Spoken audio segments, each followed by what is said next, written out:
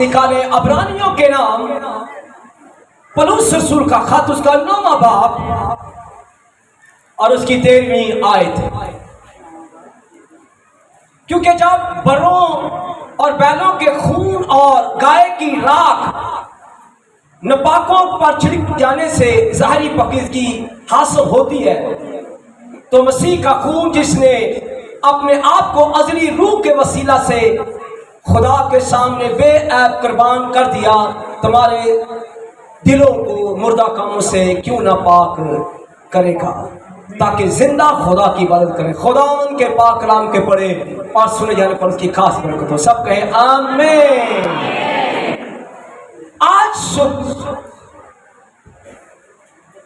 जो मैंने हवाला पढ़ा है अबरानियों के नाम पौलुस रसूल का खत,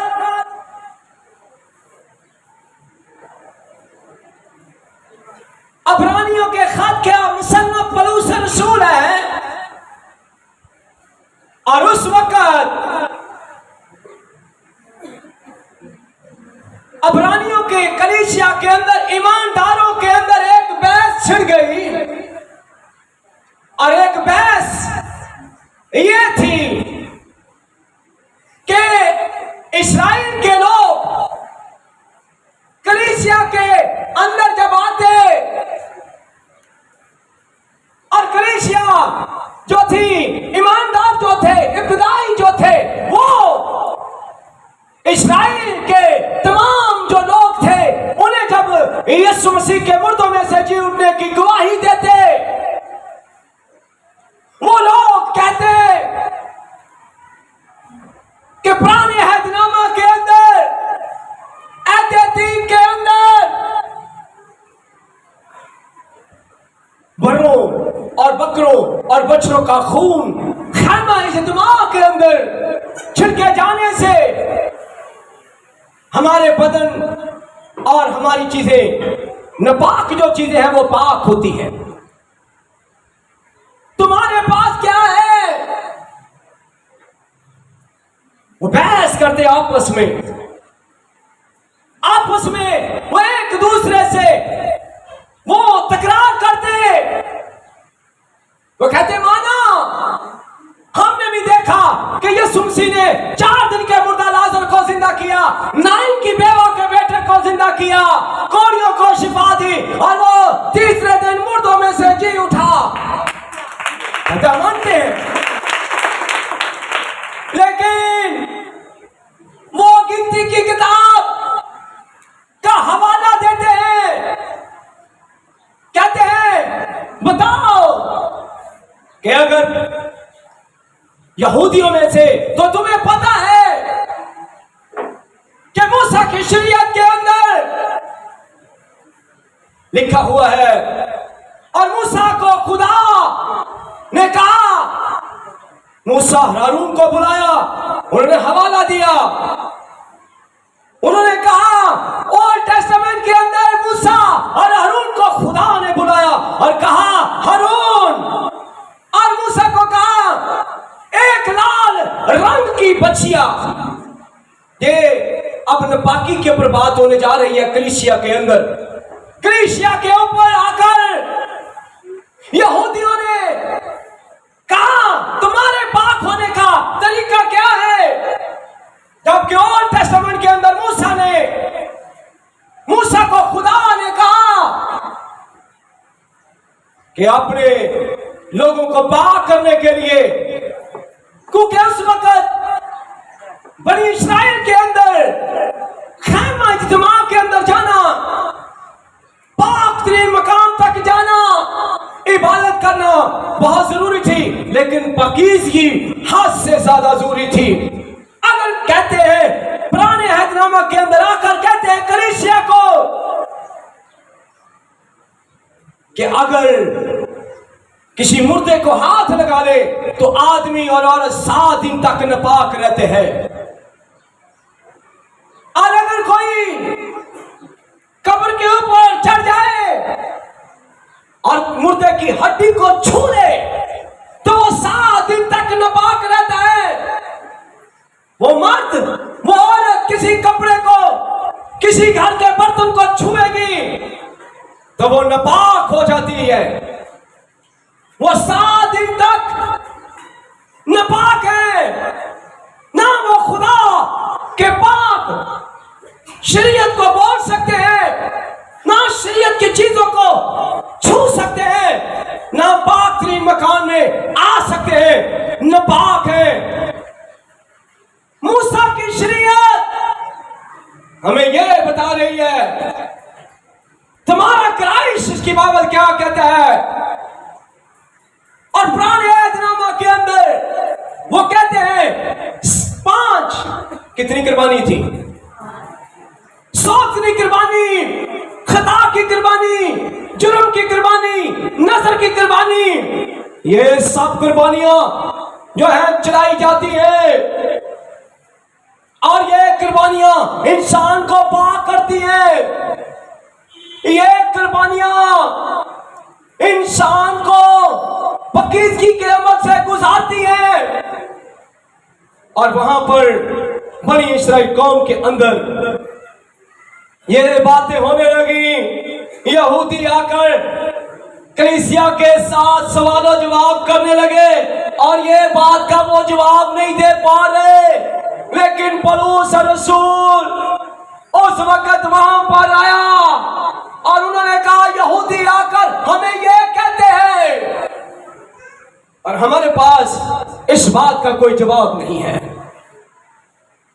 उन्होंने कहा, वो आकर हमें कहते हैं कि खुदा ने मूसा और हारून को कहा अलीएजर को बुला और लाल रंग की बच्चियां लेकर आओ, ये बेऐब होनी चाहिए पहला सूल।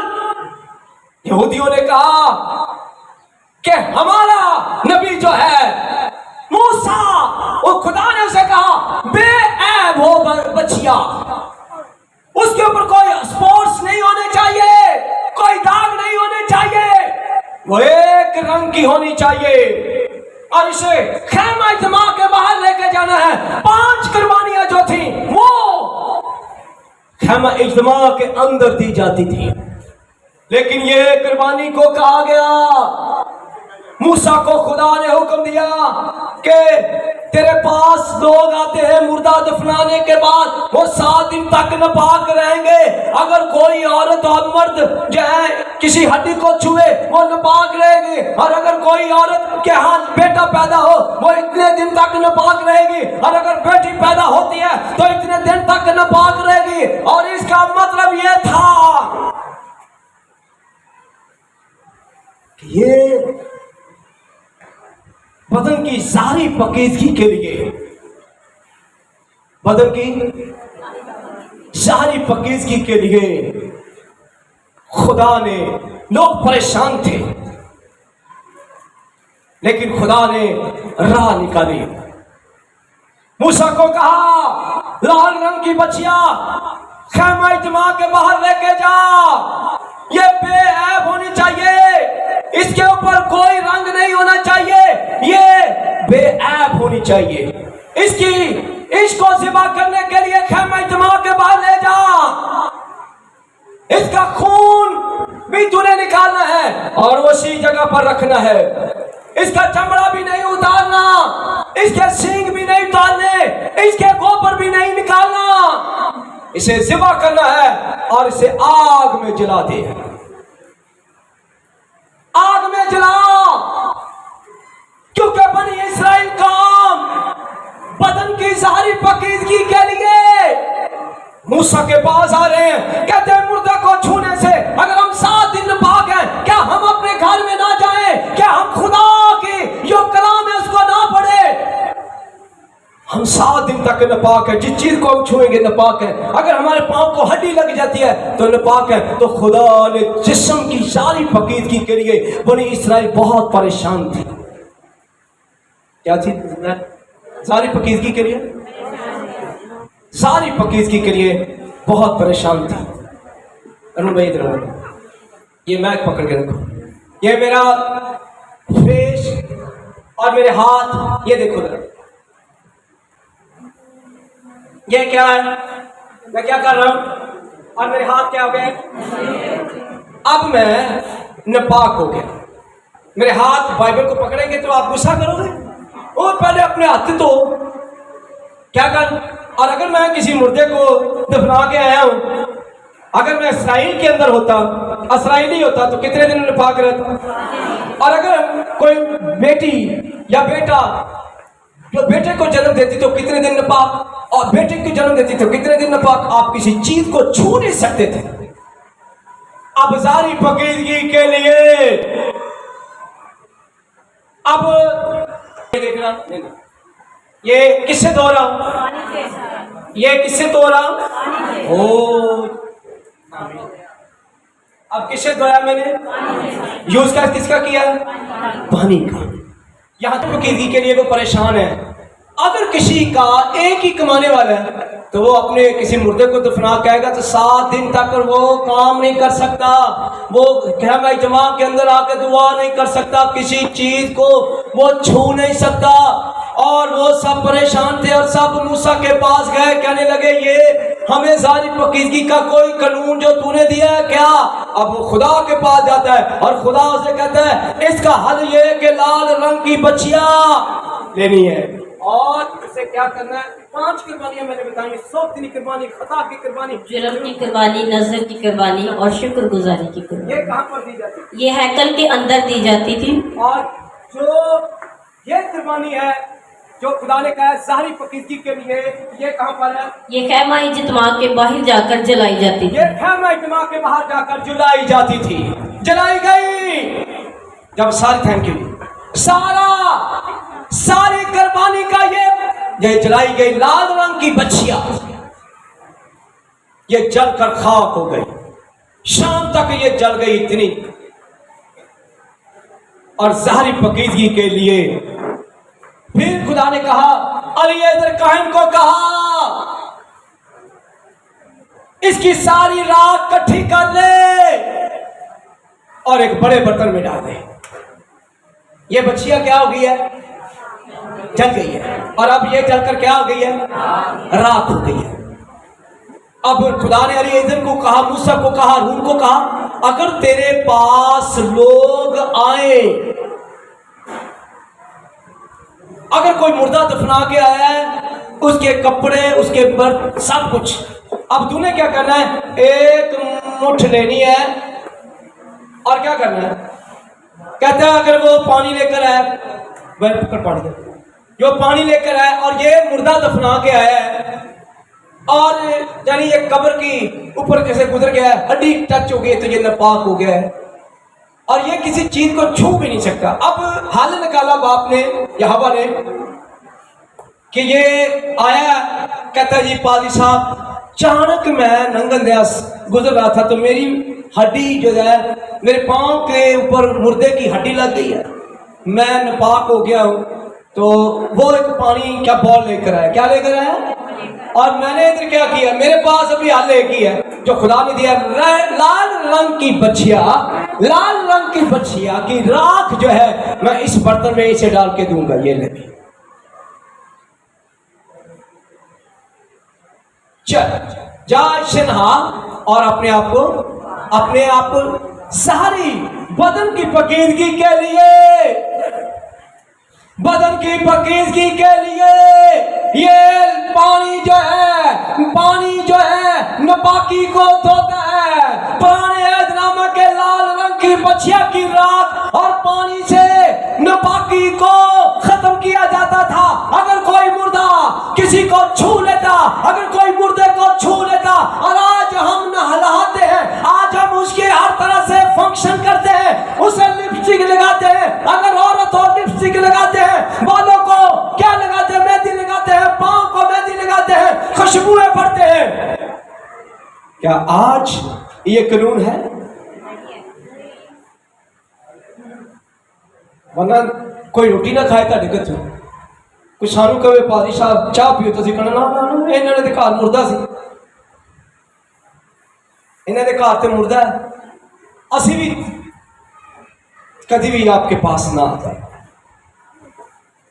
पलूस रसूल के पास ये मसला लाया गया कि यहूदी हमें आकर कहते हैं तुम्हारा क्राइस्ट क्या कहता है इसकी बाबत? तुम भी तो मुर्दों को दबाते हो, तुम भी तो मुर्दों को नहलाते हो, तुम भी तो हड्डियों को, तुम्हारे बर्तन और तुम्हारी चीजें नापाक हो जाती है। तुम्हारी ज़ाहिरी पाकीज़गी के लिए क्या है? हमारे लिए तो खुदा ने मूसा को और अलीएज़र को और हारून को कहा कि लाल रंग की मच्छियां को कुर्बान करो और उसकी राख को लो, और अगर कोई मुर्दा, कोई बंदा नापाक आ जाता है तो उसको एक मुट्ठी पानी में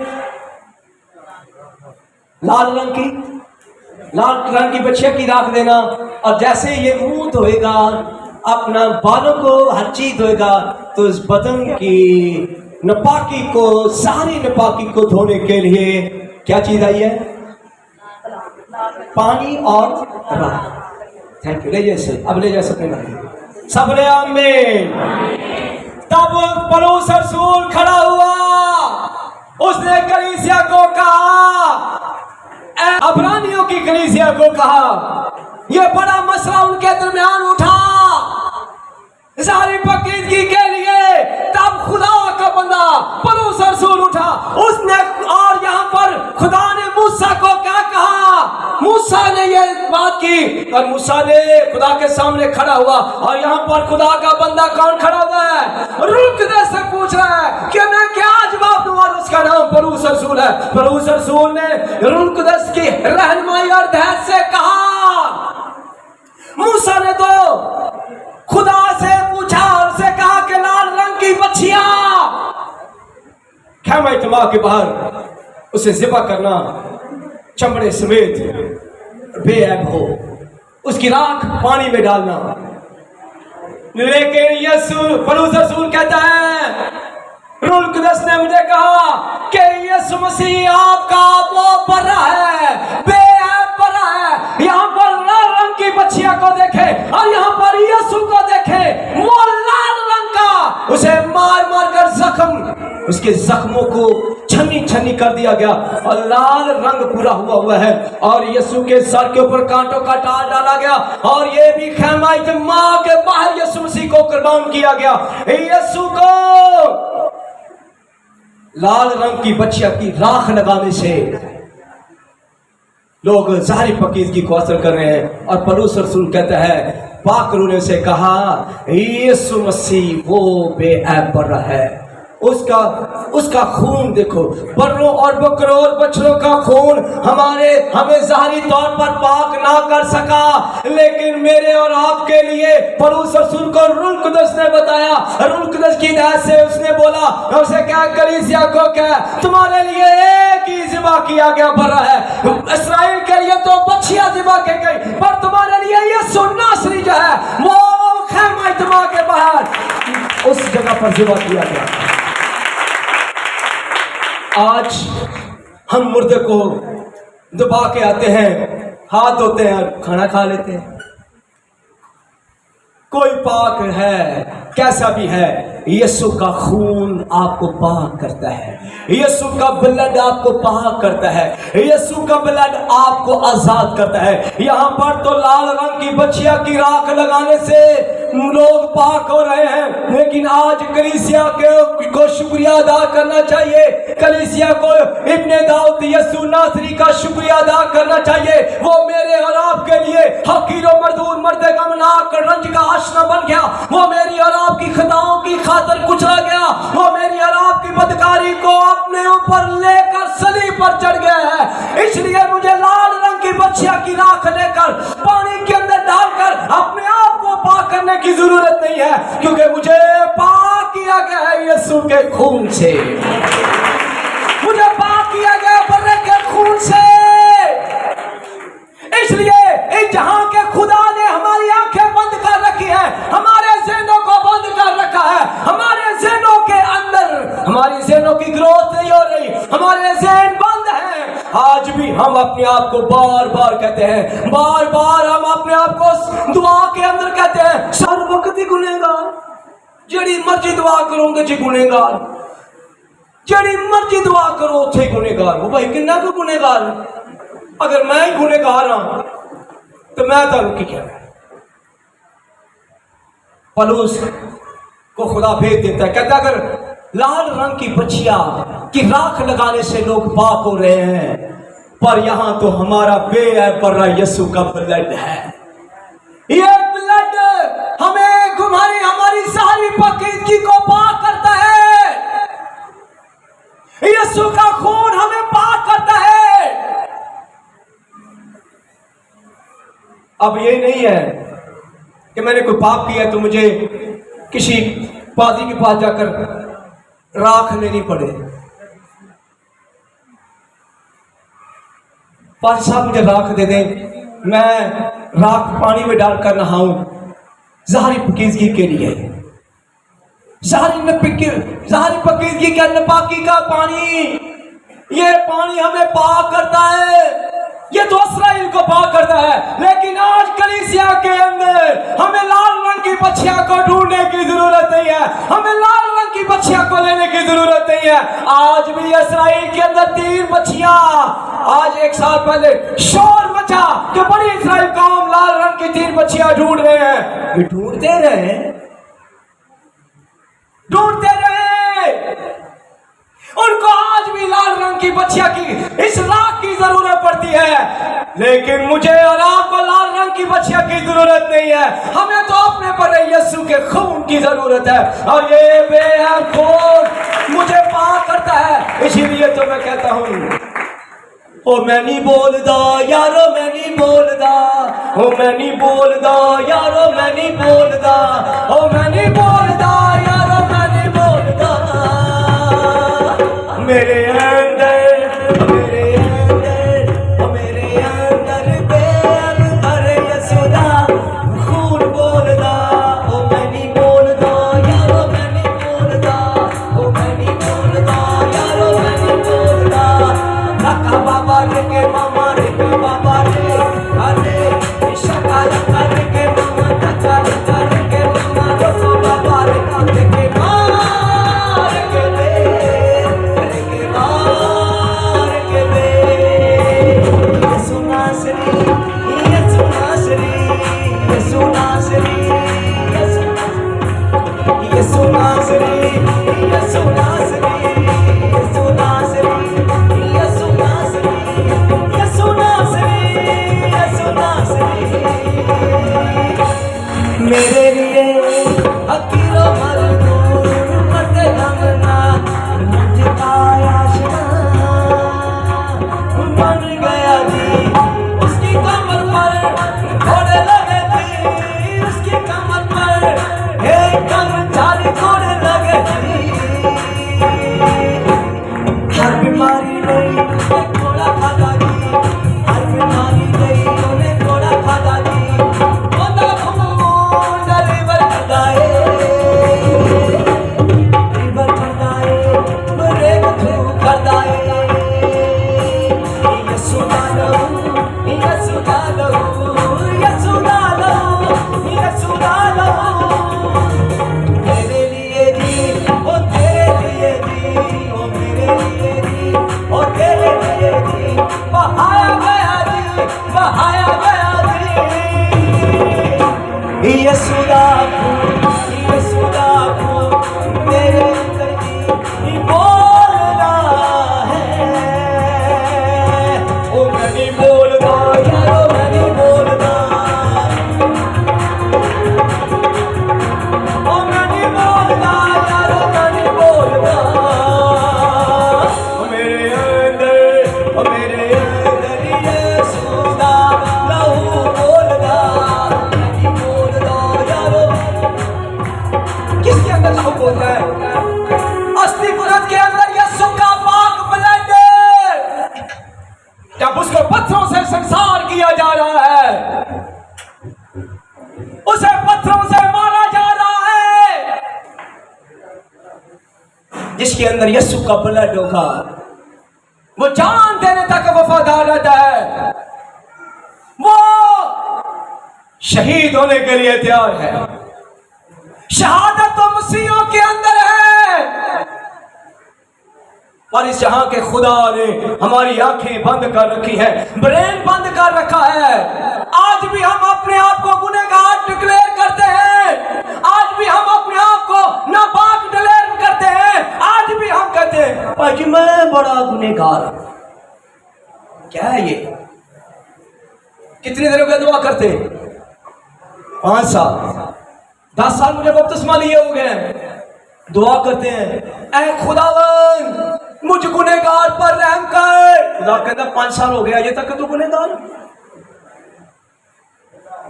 होली स्पिरिट कहता है तेरी आंखें इस जहां के खुदा ने बंद कर रखी है, तेरा ब्रेन बंद कर रखा है। आज भी अपनी आंखों को खोलो। लाल रंग की बछिया की राख लगाने से इसराइल के लोग पाक हो जाते हैं, नाचते हैं, वो गाते हैं, जब बाहर निकलते हैं कहते हैं हम पाक हो गए हैं। पर यहाँ पर तो हमारे लिए बेअपरा यीशु नासरी यूहन्ना बपतिस्मा देने वाला कहता है ये वो बर्रा है जो दुनिया जहां के गुनाहों को उठा ले जाता है। और आज भी हम कहते हैं मैं गुनहगार, मैं बड़ा बड़ा पापी हूं। फिर वो साल बड़ी जबरदस्त देंगे। ऐसी शादी वो एक दो हैकर के पास एक रासबाज है, एक बंदा बिल्कुल उन्हें छाती पिटी हवाला अच्छा देते हैं भाई। उसकी और बात है, इसकी ट्रांसलेटर और है। अपने आप को गुनहगार, जब तक आप अपने आप को गुनहगार कहते रहोगे ब्रीस के लोग आपके ऊपर ताली मारते रहेंगे। जिस दिन आपको पहचान हो गई कि यीशु का खून मुझे पाक करता है, रासबाज करता है, यीशु का खून स्टिफनेस की अंडरस्टैंडिंग आ गई, स्टिफनेस को समझ आ गई। और उसने ये कहा यीशु का खून जिसके अंदर होगा वो कहेगा बाप इनको माफ कर क्योंकि ये नहीं जानते कि ये क्या करते हैं, ये गुनाह उनके समय ना लगा। यीशु का खून, यीशु का खून हमारे अंदर नहीं है। पलाते हैं, हर महीने पला रहे हैं, हर महीने दे रहे हैं, हर महीने पला रहे हैं, लेकिन यीशु का खून आपके बच्चों के अंदर नहीं है। आपके बच्चों के अंदर गुस्सा है, आपके बच्चों के अंदर नफरत है, आप किसी को माफ नहीं करते,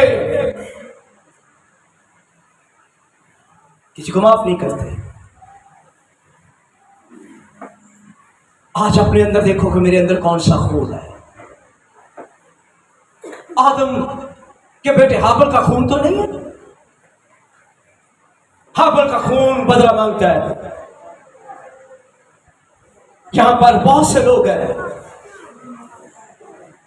कहते हैं जब तक मेरा फराउन क्या कहता है, कहता जब तक मैं बनी इसराइल को दोबारा गुलाम ना बनाऊं मेरा कलेजा ठंडा नहीं होता। और कई लोग हैं वो कहते हैं जब तक अगले दिन घर नहीं ना उजड़ेगा मैं माफ नहीं करना।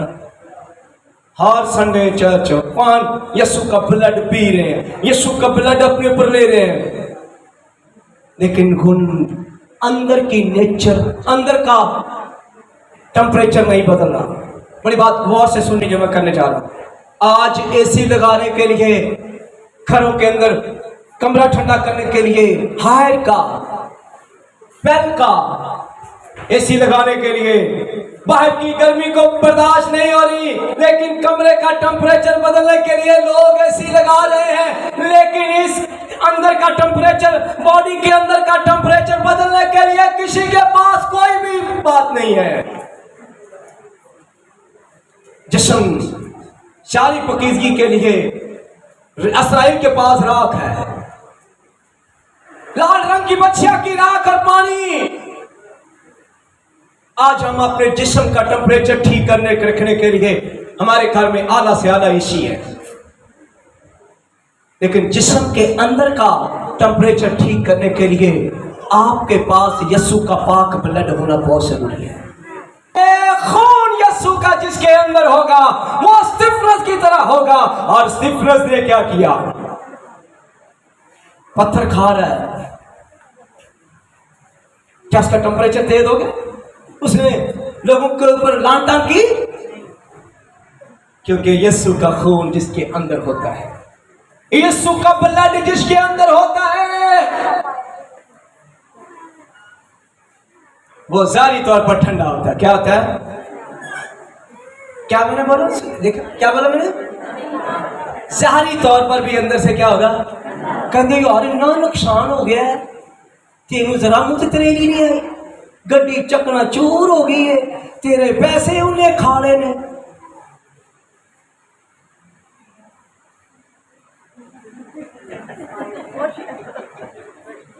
अंदर क्या है? अंदर एसी लगा हुआ है, बाहर का एसी मेरा ये जिस्म का पसीना तो मुझे अच्छा लगेगा, लेकिन ये एसी बहुत महंगा नहीं है। जे अंदर का टेम्परेचर आपने ठीक करना है तो अपने घर के अंदर यीशु के ब्लड की शुक्रगुजारी और कहना शुरू करें, यीशु का खून कुदरत आता है, यीशु का ब्लड हमें पाक करता है, यीशु का ब्लड हमारे अंदर भी हमें पाक करता है। और यीशु के ब्लड की तारीफ करना शुरू कर दें, क्योंकि राख लगाने से आप इस्राएली जारी पकीद की आदर करते हैं, पर यीशु जो मेरे और आपके लिए कुर्बान हो गया, उसने मेरे लिए आपके लिए कांटों का ताज पहन लिया, उसने सर के ऊपर कांटों का ताज रखा गया, उसके हाथों पांव पर कील ठोक दिए गए, उसके पसरी के ऊपर नेज़ा मारा गया ताकि मैं और आप पाक हो जाए। मैं और आप पाक हो, पर एक बंदे ने यीशु को बेच दिया, यूसुफ की तरह बेच दिया, यीशु को बेच दिया, उसका सौदा कर दिया। तो कहता है सौदा कर दिया उसने, मालिक का सौदा कर दिया। कई लोग यीशु के खून की कीमत का अंदाजा नहीं लगाते, उसके खून की वैल्यू की अहमियत नहीं जानते। पर 11 शागिर्दों को देखो जिन्होंने यीशु के खून की कीमत, उनके अंदर यीशु का ब्लड था। पतरस ने कहा मुझे उल्टी सलीब दे दो, वो हिजरत करके भागा नहीं। या पतरस रसूल को देखे, इसके अंदर यीशु का ब्लड था, उल्टी सलीब लटक रहा है, स्तिफनस शहीद हो रहा है, याकूब को आग के अंदर छेड़ दिया गया, कोई भाग नहीं रहा। उसने कहा बड़े की गवाही देनी है, ब्लड की गवाही देनी है। दशी कितने बैठे ब्लड की गवाही दे रहे, अमरीका च, कैनेडा च, अफगानिस्तान च तो कोई जाता ही नहीं का पादरी। यीशु सलीब पर चढ़ गया। क्या यीशु तरीकी के हाकम से भाग गया? हंसता है वो हमारे ऊपर। मैं आज आपको बताऊं, वो लोग जो पक्के पक्के बाहर चले जाते हैं, मैं आपको बताऊं वो हम पर हंसता है, वो हंसता है, कहता है थोड़ी सी तकलीफ आई है तो भाग गए हो, उठो गवाही के लिए मरने के लिए तैयार हो जाओ। अभी लास्ट टाइम अफगानिस्तान में एक लड़के, एक खादम ने गवाही दी, उधर के वो पठान था, लोगों ने पत्थर पकड़े हैं और ऐसा मार रहे थे उसको, और उसके मुंह से एक ही बात निकली, उठता था फिर मारते थे, उठते था, और इतने इतने बड़े पत्थर मारे हैं। और ये लाइफ उन्होंने दिखाया है, डराया है कि कोई इधर मुंह नहीं करेगा। शैतान आपको डराता है नेट के जरिए से, अबलीस आपको डराता है मीडिया के जरिए से। उन्होंने सीधी वो मूवी डाली है, एक खादम है उसे पत्थरों से मारा जा रहा है, और ये मैसेज पूरी दुनिया के अंदर उन्होंने दिया है, खुदा के खादमों को मैसेज दिया है कि अफगानिस्तान में आओगे तो तुम्हारा ऐसा ही हाल होगा। और हम अमेरिका जा रहे हैं, कोई कनाडा जा रहा है, कोई ऑस्ट्रेलिया जा रहा है, और उन खादमों के लिए जोर से ताली बजाएं जो अफगानिस्तान के अंदर खुदा की बादशाही का काम कर रहे हैं। और मैं नहीं बोलदा यारो, मैं नहीं बोलदा। यीशु का खून क्या करता है? क्या करता है? बोलता है। खुदा की सलामती आप सब।